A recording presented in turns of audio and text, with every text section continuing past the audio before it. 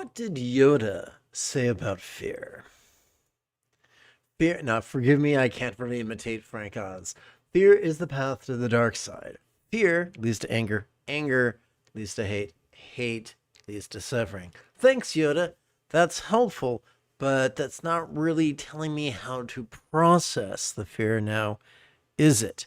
Let's turn our attention to Frank Herbert. What did Frank Herbert say?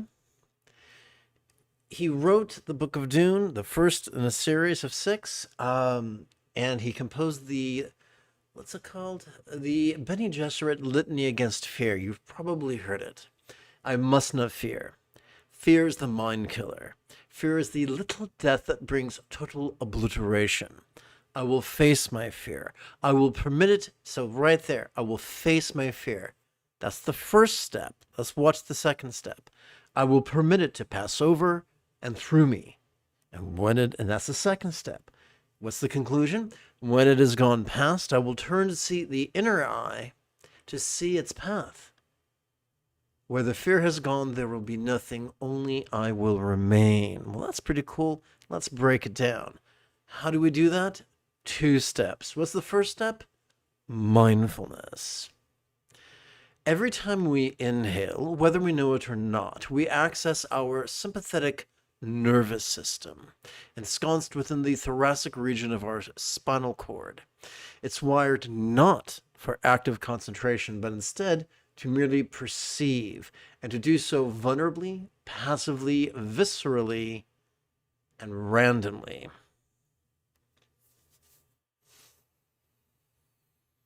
As is illustrated by the rather clunky 12-syllable recitation, perceiving this very turbulent play of mind. So, what are some of the antics of mind? Well, mind can perceive appearances, resonance, sensation, flavor, fragrance, and the like. Internally, our minds can emote, intend, reason, recollect, and imagine.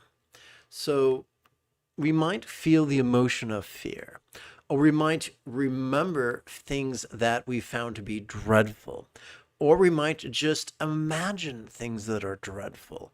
Our job is not to repress or resist. Our job is to notice, once again, vulnerably, passively, viscerally, and randomly. But, you might say, that doesn't feel like a complete equation. That's because it's not. The second step is meditation, and this is how that works.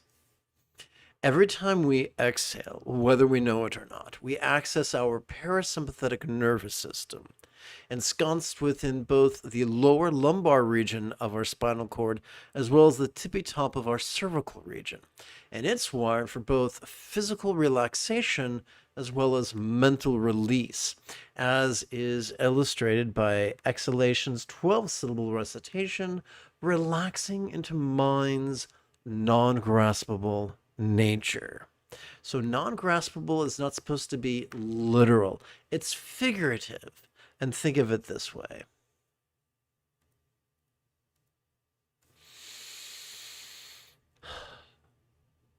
Every time we relax into our exhalation, whatever we perceive during our previous inhalation could begin to feel as if it was as non-graspable as a vast empty void. It could feel as if it was as non-graspable as the illusion, the infinite azure sky and a bright and beautiful cloudless morn, which although might be tantalizing to the eye, is non-graspable to the hands. That's how it works.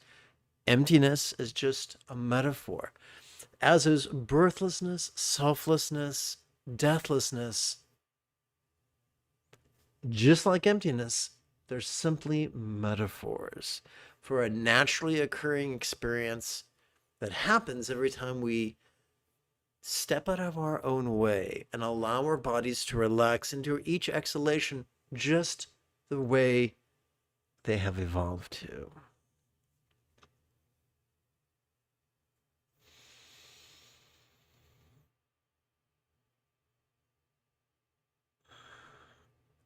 I look forward to chanting and meditating with you after approximately 40 seconds of housekeeping. This is Lama Jigme Gyatso of the Buddha Joy Meditation School. For more than 30 years, I spent more than 8 hours a day, every day, studying, practicing, and then reverse engineering each teaching of each sect of Buddhism so that you would not have to. I play the Qui-Gon Jinn to your Obi-Wan Kenobi so that you can quickly and easily become the person that your dog already thinks you are. Welcome to Meditate Like a Jedi, which is made possible due to the generosity of viewers just like you.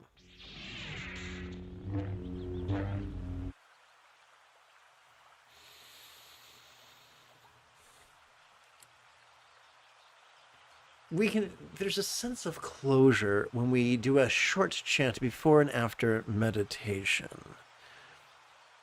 This is not meant to be a prayer to a real or imagined entity. We just use words as a tool to exercise the neural pathways responsible for bodhicitta's empathy and the enthusiasm that we call refuge. We're going to recite two versions of the same sentiment.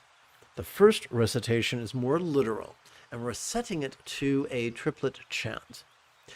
May I liberate all beings from the tyranny of hating, craving, and clinging by relying on thee, Buddha's example, instructions, and students. These three words are so poignant that they have earned the nickname, the metaphoric nickname, of the three wish-fulfilling jewels. This is mentioned in the second recitation. This recitation is more concise, it's more figurative, and we're setting it to a bookend chant together. May I liberate all beings by relying on the three jewels. May I liberate all beings by relying on the three jewels. May I liberate all beings by relying on the three jewels. And remember, the moment you have a specific question about Buddhist meditation, Buddhist philosophy, or how to apply them, simply type your question in great detail in the chat window.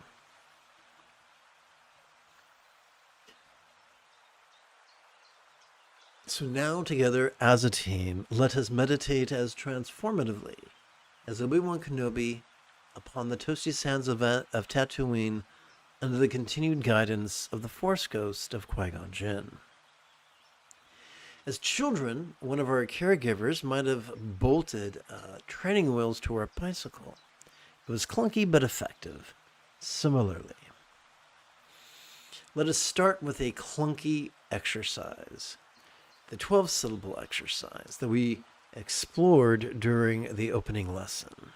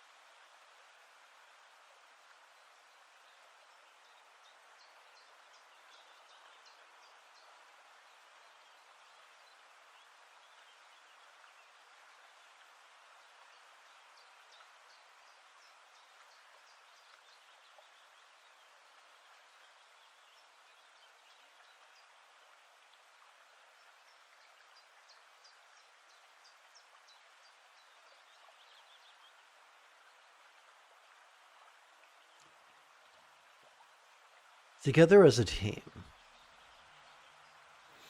let's chant from the total space of Vajrasattva, known in Tibetan as Dorje Sampa Namka Che, composed by Garab Dorje, the first teacher of Dzogchen. It was translated from the Tibetan into the Italian by Chokyo Namkai Norbu, translated from the Italian into English by Adriano Clemente, adapted and amplified by this fool what sits before you. Together. I pay homage to the Bhagavan glorious Vajrasattva. Whenever you use the term Bhagavan in the context of these 55 verses, it's referring to the metaphor. In Buddhist mythology, a Buddha lives in a paradise, has a body comprised of light. Their speech is like mantra, and their mind is like a one-syllable mantra. That's a metaphor, or that serves as a metaphor for our experience of experiencing the circumstantial as appearing yet non-graspable, experiencing the physical as sensual yet non-graspable, experiencing the interpersonal as resounding yet non-graspable, and perceiving the mental as lucid yet non-graspable. Let's continue. The total space of Vajrasattva is the ever good and immense ultimate dimension of phenomena. Being the pure total path that liberates all, it does not arise or cease, it does not think of anything. So the Buddha's path of enlightenment is not paved with pseudo-intellectual striving. It's super easy, super quick. Being love and thus thoroughly accomplish it is not practice great compassion. Being great through profound qualities of greatness need not be praised. Upon this path, one does not strive to practice love. Love flows automatically, in a manner that is spontaneous and centered. Phenomena do not move the authentic condition, since self-originating wisdom is beyond searching. In liberating itself, it also shows a path of liberation. No matter what we think, no matter what we perceive, no matter what we feel, as long as we're inhaling and as long as we're exhaling, we can notice and release. The great elements of the Bhagavan that exist by nature in all beings. However wrongly it may be conceived, liberation originates oneself and not from oneself and not elsewhere. That's right. Gurus are not necessary. They might be helpful as helpers, but they are never meant to be your boss. It's like the song, "You're not the boss of me now, and you ain't that big." Okay.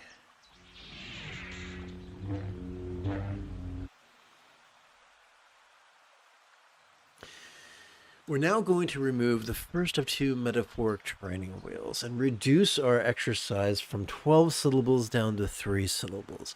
As we inhale, we can silently and mentally recite, "Notice this."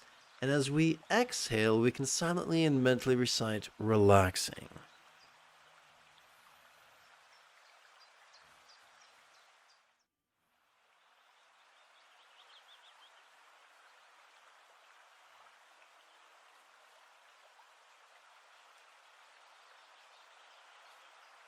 As I inferred during the opening lesson, there are times when our body, mind, or circumstances just roughs us up like the high school bully.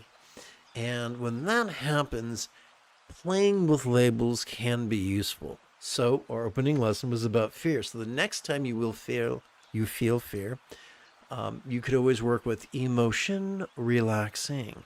The next time you think about something frightening, cognition, relaxing. The next time we recall something dreadful, recollect, relaxing. The next time you just makes up something in the screen, the movie theater of your mind that frightens you, imagine, relaxing. Now, our job is not to obsessively or perfectionistically strive to find the perfect label in the perfect amount of time. Perfection ain't got nothing to do with it. Life is messy.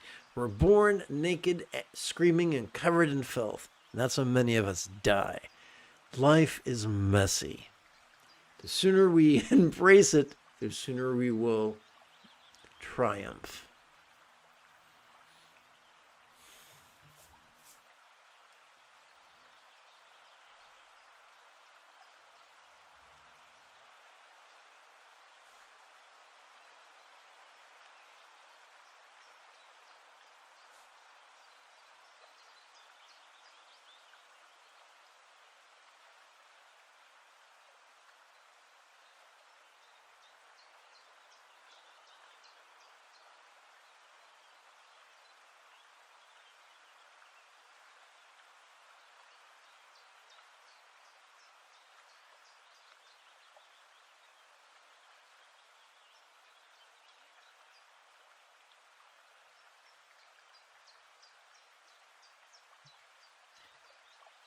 I used to try to manipulate my teachers into giving me the secret trick that would make life blissful all the time. And I would try to coerce them and say, if I wasn't so poor, I'd have more time to practice. If I wasn't so sick, I'd have greater ability to practice. And they said, the shitty stuff is the practice.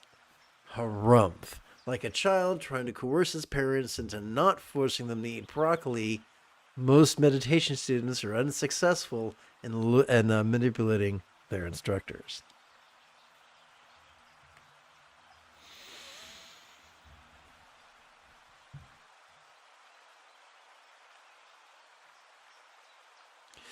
The wisdom of greatness is difficult to find. It is realized through Persian method. Noticing and relaxing. This might be easier. Though it could be said to depend on something else where bliss originates from oneself.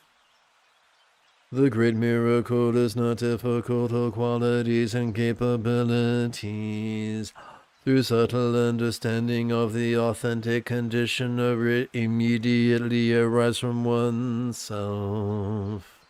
So, we don't have to wait for some crusty old meditation teacher to teach us the secret handshake. Simply by being vulnerable to the during the in-breath, relaxing during the exhalation, all that we require for enlightenment is revealed. Meditation is relaxing without seeking. So this is important. Without seeking. We're not concentrating. We're not visualizing. We're not forcing things. We're just vulnerably noticing and then relaxing. In the dharmata that does not appear visibly, if one actively searches either for the dharmata or for something in it, the natural condition will never manifest. Dharmata is just a metaphor for the mastery of awareness and letting go.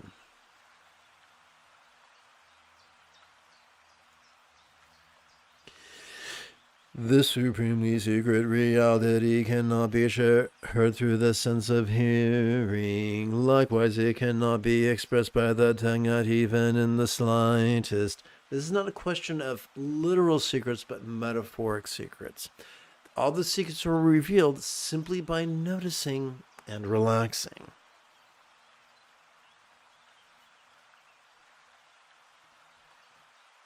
That's the wrong button. Let's try that again. We now remove the second of two metaphoric training wheels. By the way, this is a much better, higher quality image than the single training wheel. If you find a better image of a single training wheel, please send it to me and I will gladly insert it in the text. So we're going to now transition from the 3-syllable exercise to the 1-syllable exercise. The basic exercise is during our inhalation, we silently and mentally recite the demonstrative pronoun this. During each exhalation, we silently and mentally recite the monosyllabic verb ease, which is a synonym for relax.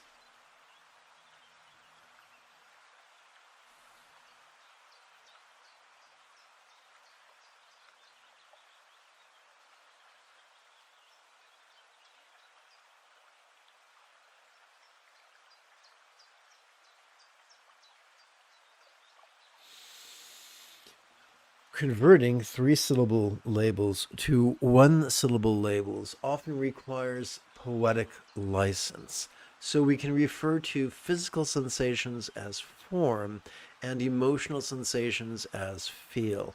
We can refer to recollections using the preposition then, and we can refer to our imagining using the verb dream.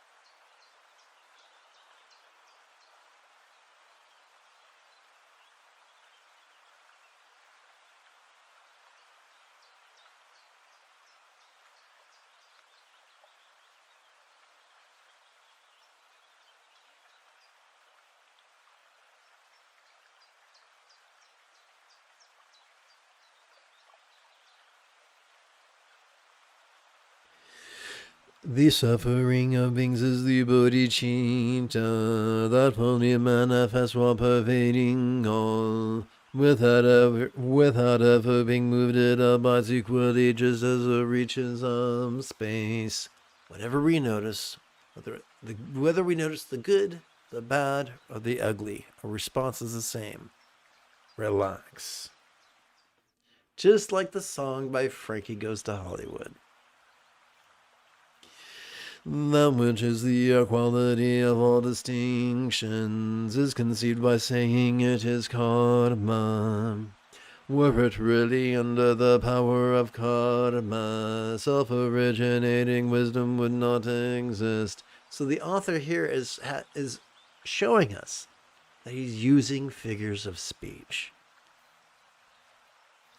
The causes the Vajra as the secondary as are the secondary conditions. Never having been born, it cannot be destroyed, since it is the Buddha essence that exists from the beginning. The ultimate dimension is not moved by the effort of thought. What is meant by Buddha essence or Buddha nature, or if you want to be really fancy, Tathagata.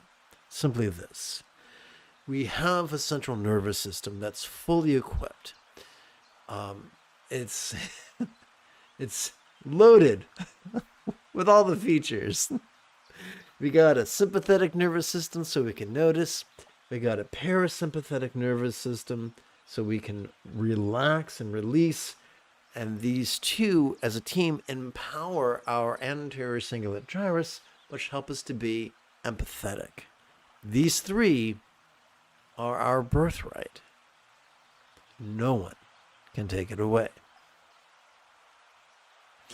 Meditative stability of supreme quality. Being real meditative stability is beyond the tyranny of thought.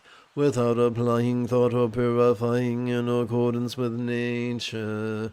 From thought itself, wisdom springs forth. Don't listen to the drooling idiots who tell you not to think. We are wired to do all sorts of interesting things with our mind. Our job is not to suppress the mind, but to notice it. Perhaps that is why the first of the Buddha's 7 enlightenment factors is mindfulness.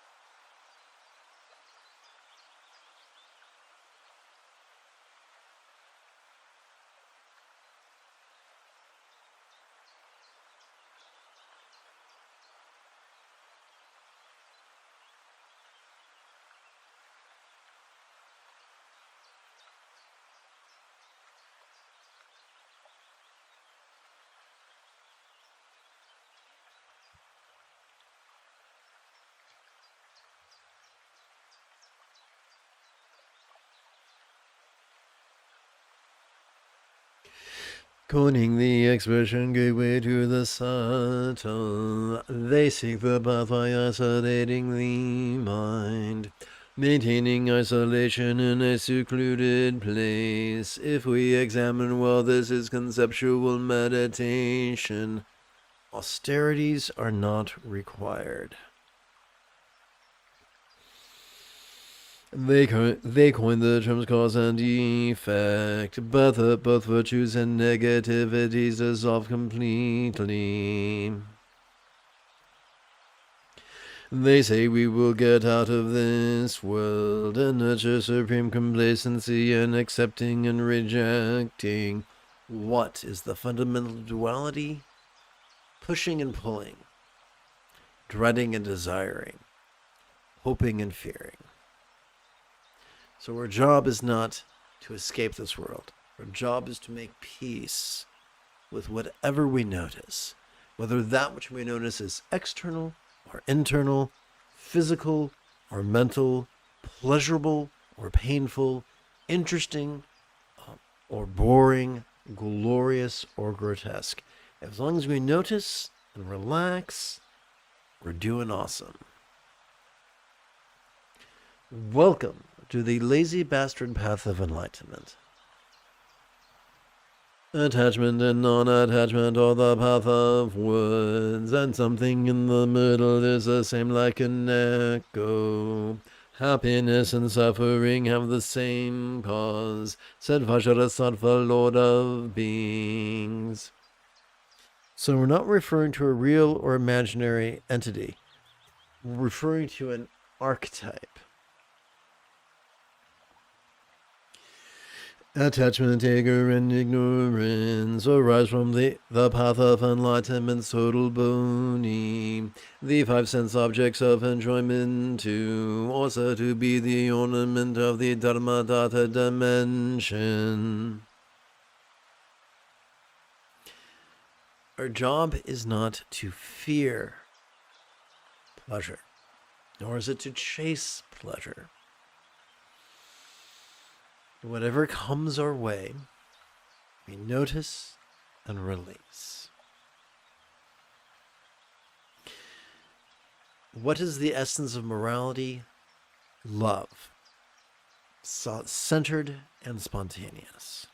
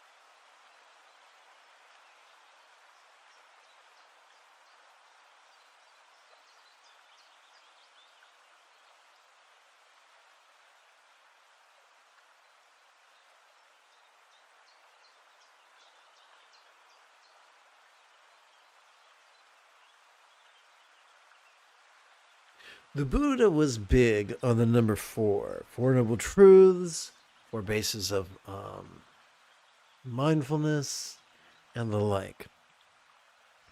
So, what are the 4 keys to ethics according to the Buddha?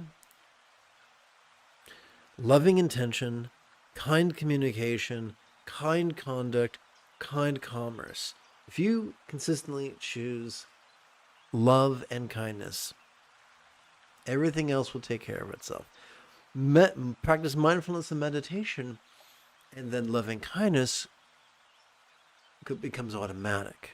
No, we will still feel the full spectrum of human emotions, but we will always choose love and kindness.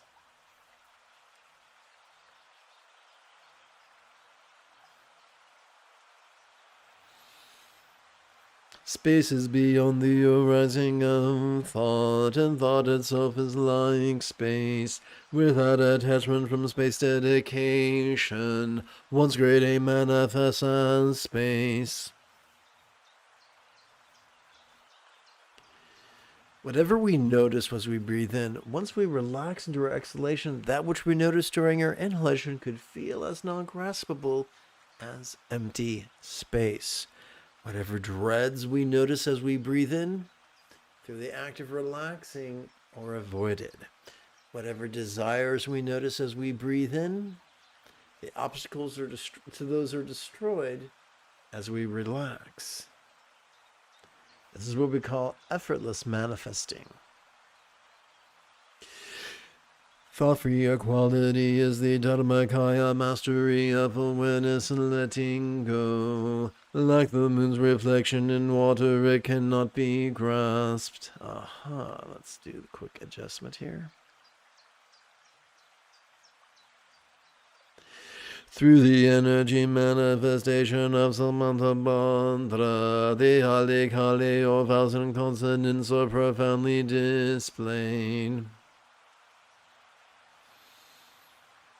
We feel the full experience of reality, the turbulent and the peaceful. Some of the turbulent things we experience are syllables. We'll explore that more in a second. Through the on the beautiful path, upon the emanated branches, in the sphere of experience of the whole world, the profound voice of the Buddha arises.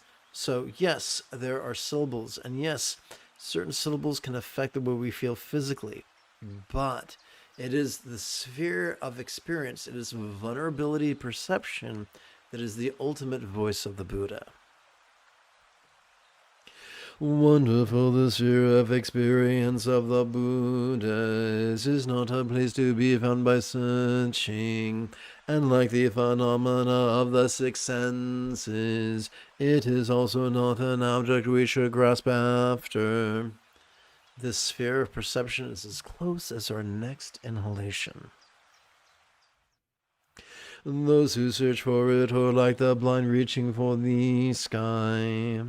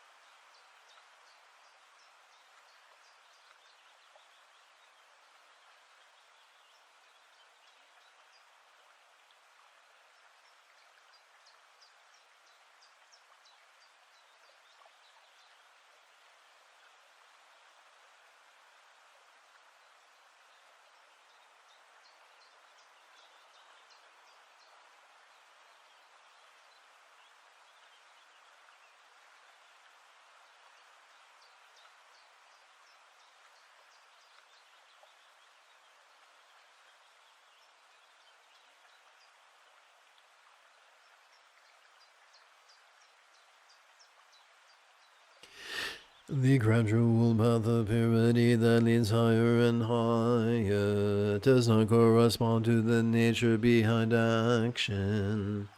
Were there really a path to tread just like the bounds of the sky, one would never arrive. There are two ideas in Buddhism: the gradual path and the sudden path. This is the teaching of the sudden path. Mindfulness is here. Release is here. Empathy is here. We have arrived. Liberation is simply the practice of this path.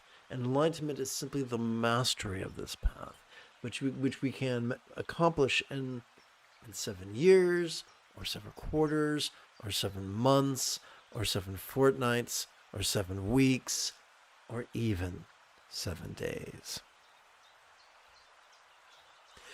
The authentic condition being this by being shown as it is attained, and it is the very essence. It's take two.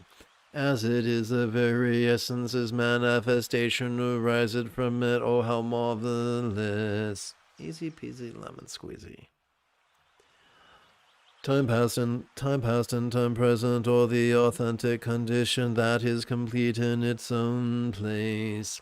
Likewise, its path is the same. This is its very nature. So, it's not our job to forget the past and ignore anticipation of the future. Whatever thoughts come, let them come. Whatever thoughts stay, let them stay. Whatever thoughts go, allow them to go.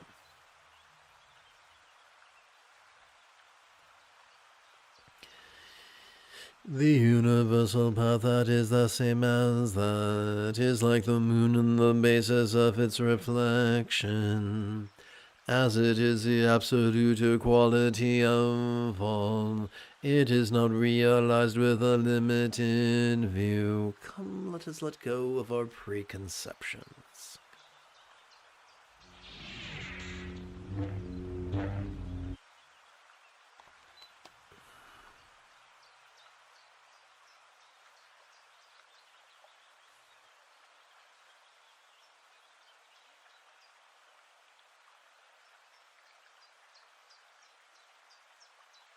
Or perhaps I should say, when preconceptions come up, let us notice them.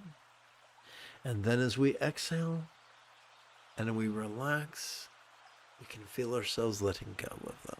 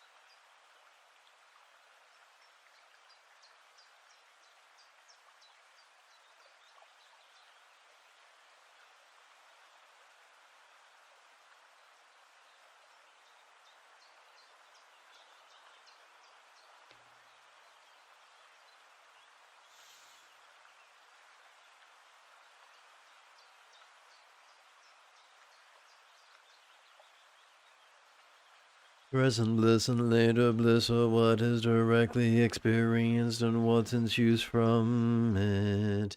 Since they imply the defect of an aspect, one should not rely on them.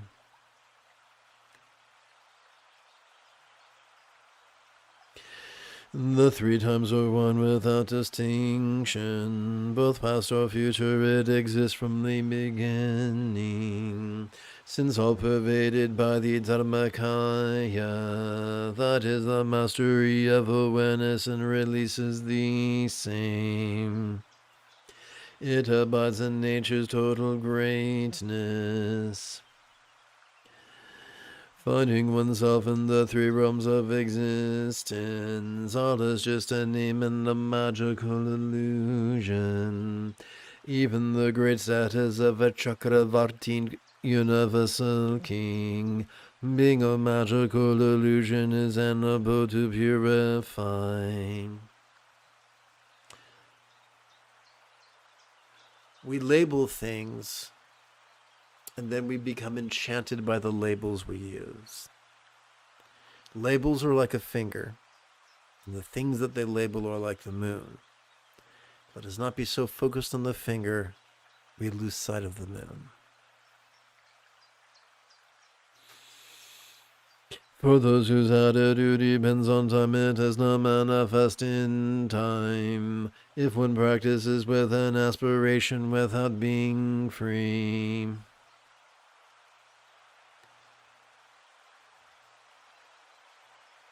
the saying on the characteristic of emptiness applies.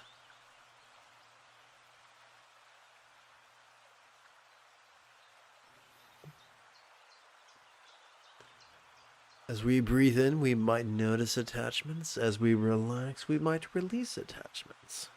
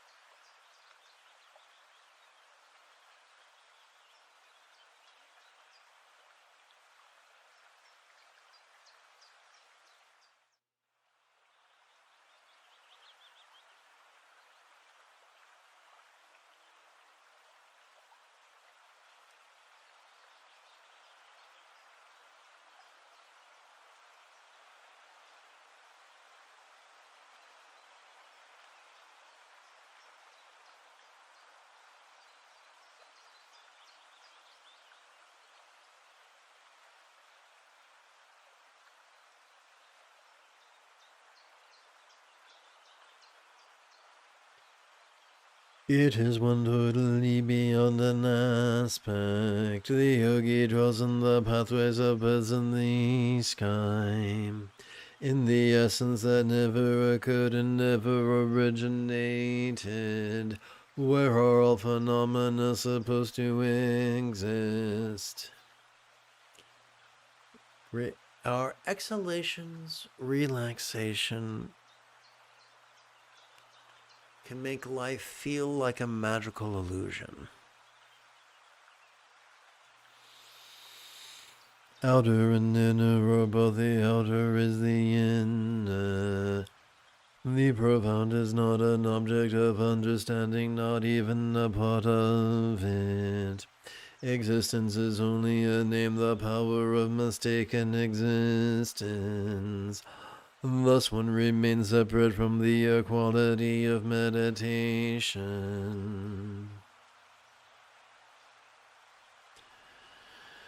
In it the outer and inner samayas abide in the nature of the aggregates and sense bases. Since in the three times no one is ever separate from it, there is no need to ever use the word samaya. Our mindfulness and meditation give birth to love's centered spontaneity.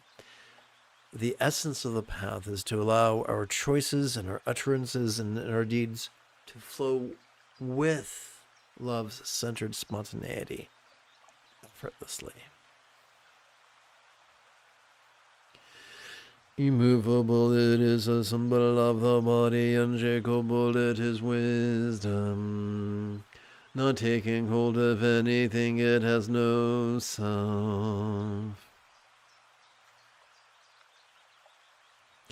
Not rejecting anything, it has the equality that transcends words.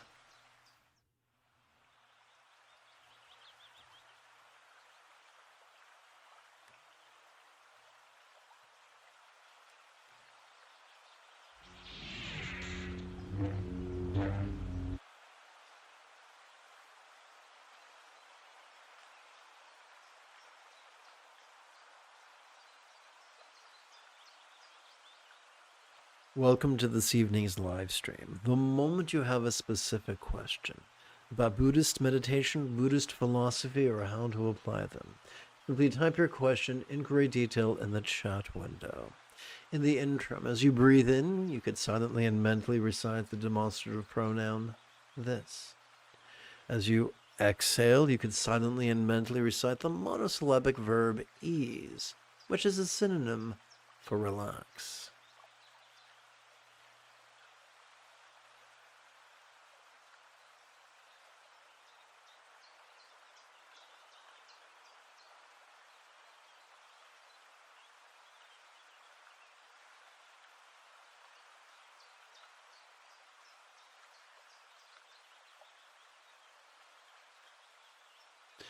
When you feel fear, You could silently and mentally recite the label feel as you breathe in, and as you exhale, you can continue to recite the verb ease.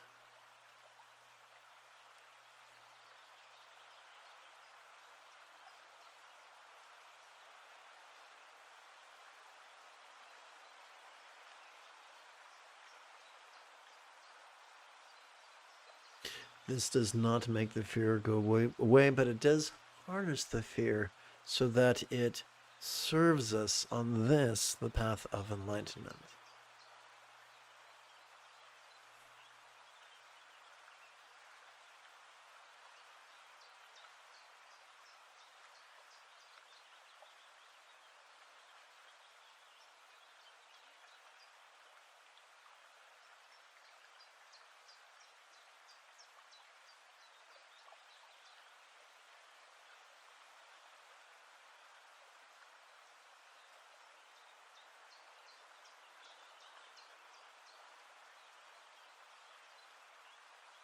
Notwithstanding what, whose, and where, all that one uses and enjoys arises from oneself. Here of males and females, the king of equality has never spoken.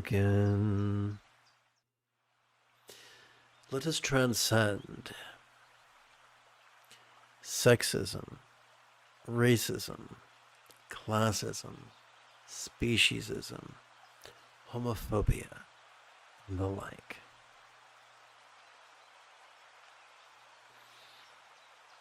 Here there is no mention of something to accomplish by means of resolute, forceful conduct, but it is deemed that possessing the bliss of magical illusion arises.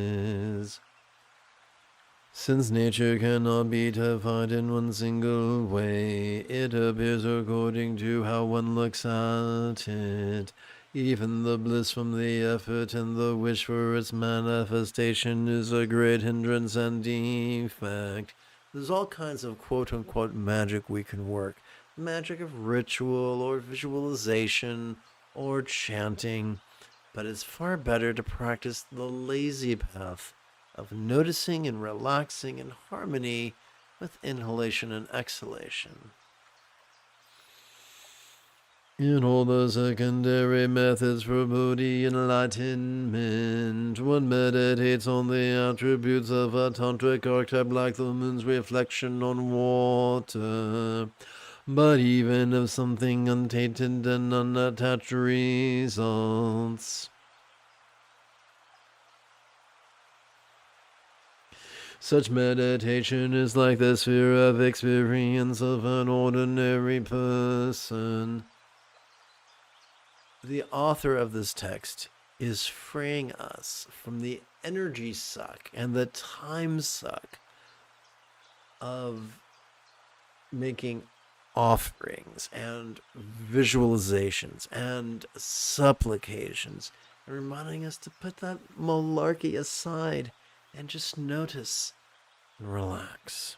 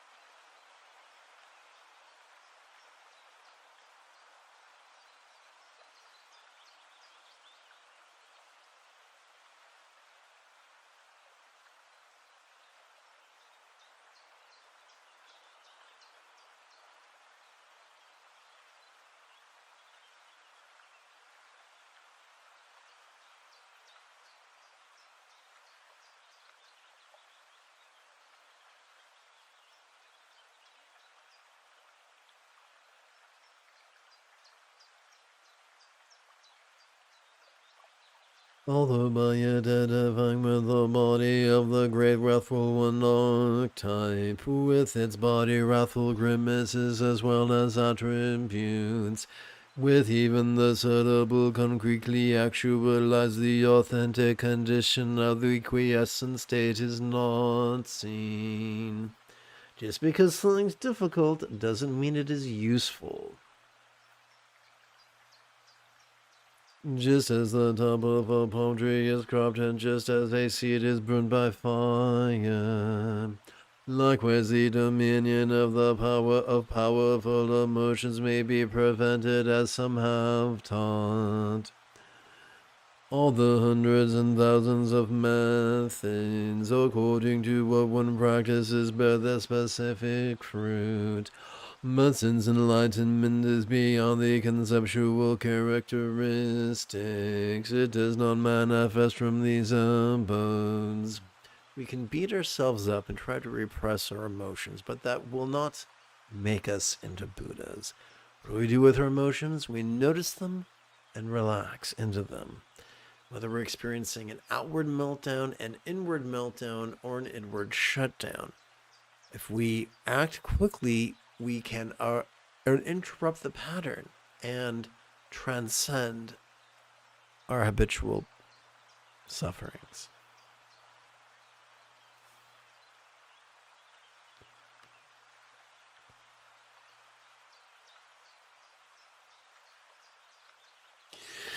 Good fortune has the yogi who abides in this indescribable state. For by not discriminating between self and others, the magical illusion of self-perfection manifests. Whatever we notice, we can release. And as we release it, it can feel as if it was as non-graspable and as an illusion. Whether that which we notice is suckiness or awesomeness, we still wind up inadvertently letting go of it.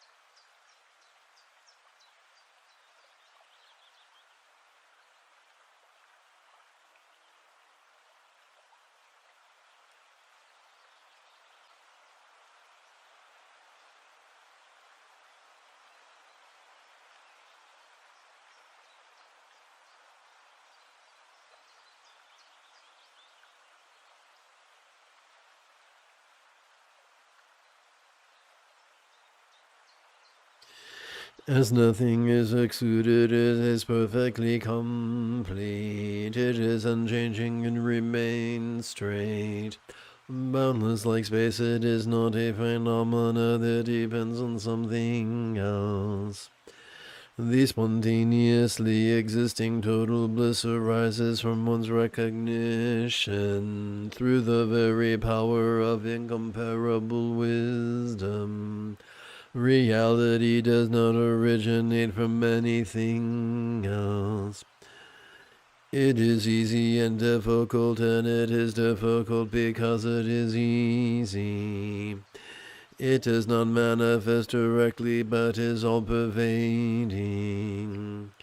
Not even Vajrasattva can point it out with a name, saying, "This is it." Many things are indescribable.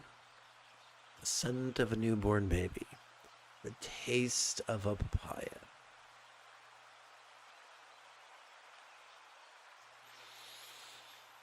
This amazing, marvelous energy manifestation. Take two. This amazing, marvelous energy manifestation is beyond action and equal to space. From the ignorance that does not conceptualize anything, it immediately arises within oneself.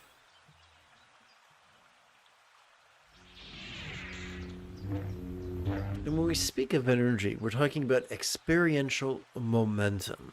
That momentum can be pleasurable or painful, interesting or boring, external or internal. Our job is not to stop the momentum. Our job is to benefit from the momentum. Sometimes we can practice generically with this and ease. Sometimes we feel the need to use a label. That's fine. Whatever it takes to harness the energy rather than being beat up by the energy. Or think of it this way. We can harmonize the energy and dance with it like Fred Astaire and Ginger Rogers, or we can fight it like Mike Tyson. No one walks away from Mike Tyson. We can fight it as if it was Mike Tyson. That's what I meant.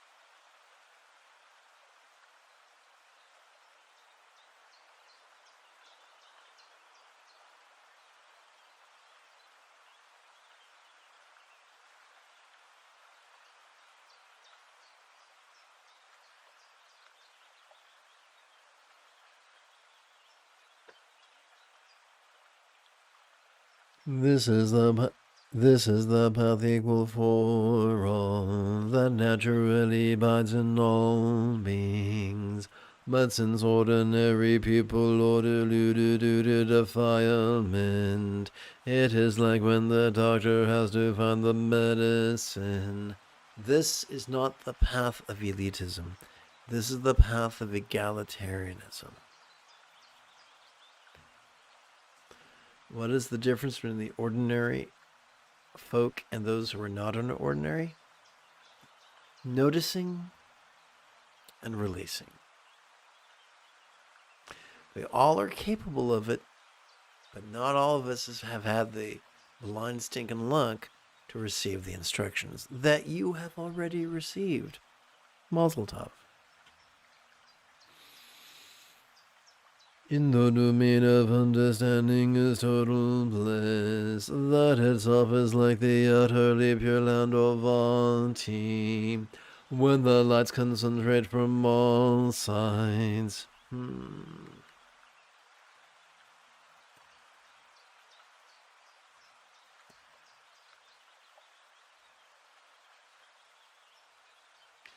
The four directions, the intermediate ones, and the above and below are produced. The coalescence is a reference to vulnerable inhalation, followed by relaxing exhalation.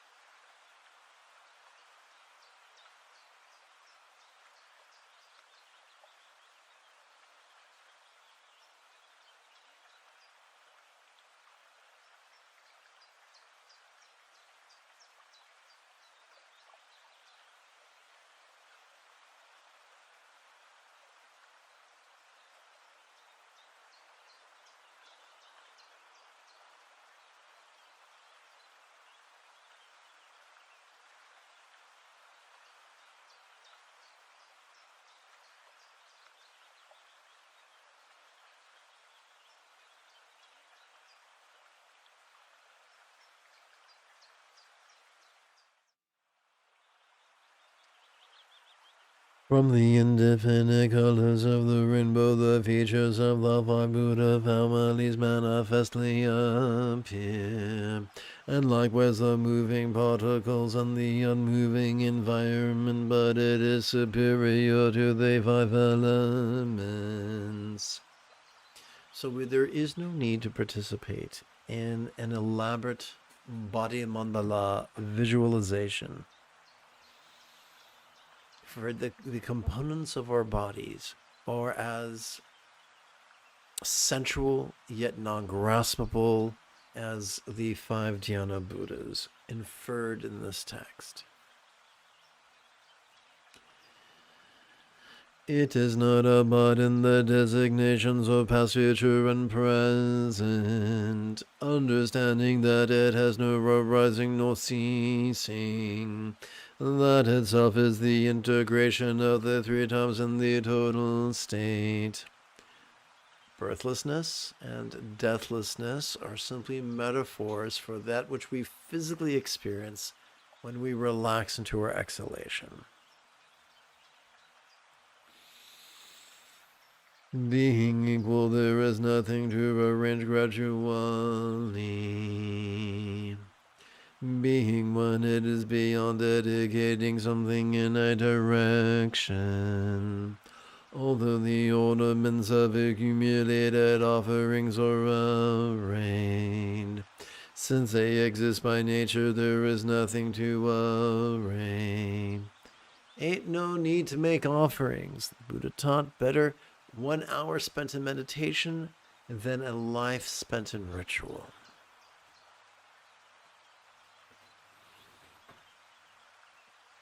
Being spontaneously present, it is beyond dedicating. Pure from the beginning, it is nectar. The 12 sense spaces are not to be particularly focused on with special intention. I'm reminded of the words of Einstein. Any educated idiot can make things more complicated, more difficult, and more violent.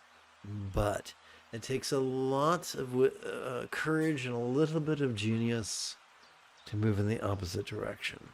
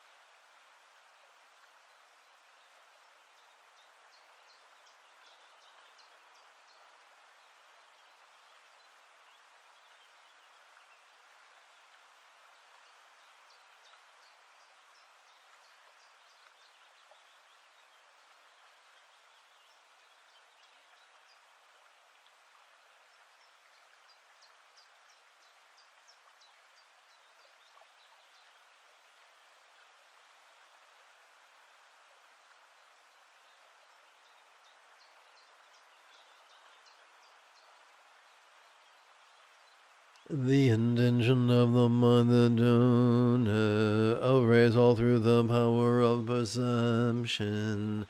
In the city accomplishment that arising, having seen balanced meditation is perfected. Simply by noticing. That's simply noticing is the ultimate offering. But this is the greatest thing we can give our teacher? The enthusiastic application of his or her instructions. Hello, Crow Revenant.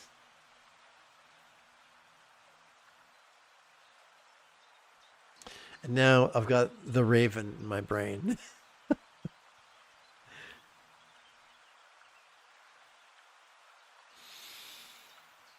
Keeping it for an instant is union, experiencing pleasure is samaya. performing the dance of movements of method. The union of duality is often.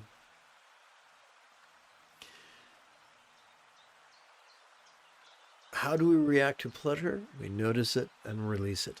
How do we react to pain? We notice it and release it. We use deliberately vague labels to prevent duality. For instance, instead of saying ugly or pretty, we say sight. Instead of saying pleasurable or painful, we say sensation. Instead of saying happy or sad, we say emotion and the like. This helps us to be perceptive yet non-attached. So let's see here. Crow Revenant wrote, I've been feeling anxious. Could you give me advice? I'm a devout Buddhist, but I'm having a really hard time with anxiety. I'm happy to help out. Now, this might sound like I'm blowing you off. I'm not. If I was you, what I would do right now is I'd drag the indicator bar all the way to the left and watch this lesson from the beginning, because I give a lesson specifically about transcending fear. But if you don't want to do that, I totally respect that. So right in approximately a minute and a half, I will give you some specific instructions. So bear with me. Giving without holding is the Dharma cake offering. Beyond being, beyond action, all activities are completed. Since non-conceptual wisdom eliminates abstractors, balanced meditation without speaking is the mantra. Sometimes it can feel like real or metaphoric entities or circumstances are obstructing us. Convention says do magic. Do a ritual, do a visualization, do a recitation, blah, blah, blah. What Gaurab Dorje, the founder of Dzogchen, is saying is the ultimate protection is simply vulnerably noticing and relaxingly releasing in harmony with our inhalation and our exhalation. That is the ultimate protection. So we do not seek to stop feeling what we're feeling, but to feel it in the most safe and sustainable way, to feel it in the most spiritually beneficial way. And we do that through noticing and releasing. So for instance, if we're feeling turbulent fear, we could silently and mentally recite during the inhalation, emotion, during the exhalation, relaxing. Doing that does not make it go away, but it harnesses the energy. Instead of watching a horse, let's pretend we were Neolithic farmers and some horse is tearing up our crops. Well, if we're really, really smart, we will domesticate that horse and tie it to the plow so its exuberance benefits the crops as opposed to destroying the crops. Now, of course, as a vegan, I'm not a big fan of animal exploitation, but I hope I'm making my point. We don't shoot the fear in the head. That's impossible. But we can harness it through this remarkably simple technique, through the simple practice of using our sympathetic nervous system to notice vulnerably, passively, viscerally, and randomly, and to use our parasympathetic nervous system to physically relax and mentally release. We access these two nervous systems effortlessly and automatically every time we inhale and every time we exhale. However, it's even more effective when we blend our intention with it. That's why we play with labels. Making offerings to the Guru, generosity, and all the other meritorious deeds, without the power of detachment and imperturbability, become a great bondage, but not in the BDSM sort of way. Therefore, that which is expressed in this teaching becomes obscured when one tries to act towards it. Being thus, if it is conceptualized, it will never be realized. So, the easy path is the quick path. Okay, so Crow wrote, I'm obsessed with checking blood pressure and I'm anxious. I don't know, this obsession is driving me crazy. I don't think this is physical, but I'm trapped in a hellish cycle. Okay, I hear you. I hear you. So I'm going to ask you a series of stupid questions. I mean no disrespect. Have you checked in with your physician to make sure there isn't that you're not somehow intuiting that there is an unmet medical need?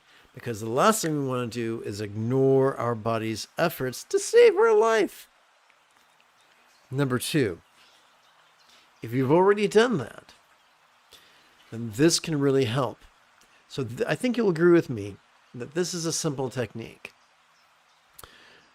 Emotion relaxing is really, really useful. So it sounds, if what you're feeling is chronic, like you always want to check your blood pressure continually, that's a great time to practice this technique, emotion relaxing, while taking a brisk walk around your block. The walking helps to massage our hippocampus and help us to process trauma and trauma-like circumstances, neurologically speaking. However, if it's only intermittently, if it's only randomly out of the blue, then what you might want to do is this. Sit down comfortably and meditate, maybe for 12 or 16 rounds. If the goal is not to make the impulse go away, but to allow that, to treat that impulse like a Duracell battery. Remember the movie The Matrix? They called people copper tops? To treat that impulse like a copper top that fuels our perception and release. If that doesn't help, then if you can, let me know if you're available to come back at, let's see, in about, give me a second here.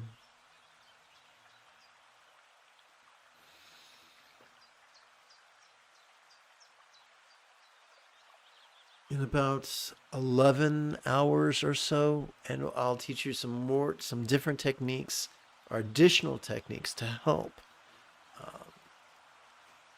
Or unless you'd rather come back in 23 hours. That's when I'm live. It's at 6 a.m. and 6 p.m. usually Pacific Standard Time. That's -8 GMT. I'm not sure where you live. But anyway, this is a good start.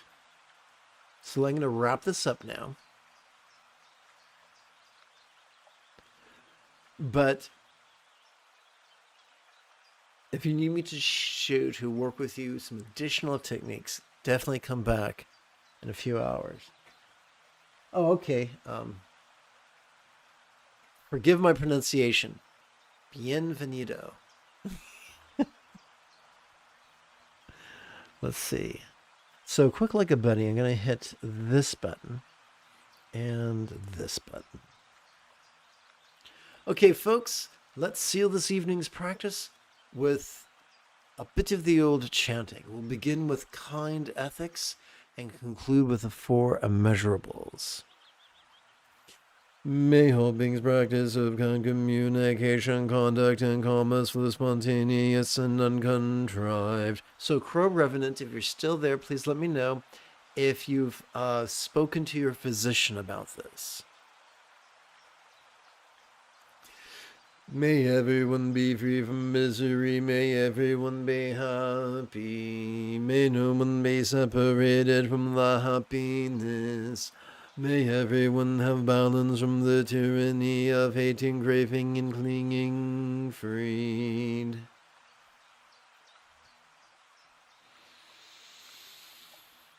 If you feel that I have earned it, you can give this live stream a thumbs up. In approximately 10 and 3/4 hours, I would very much like to return to lead tomorrow's morning meditation class and group practice. And if you are as geeky as me, this is the way.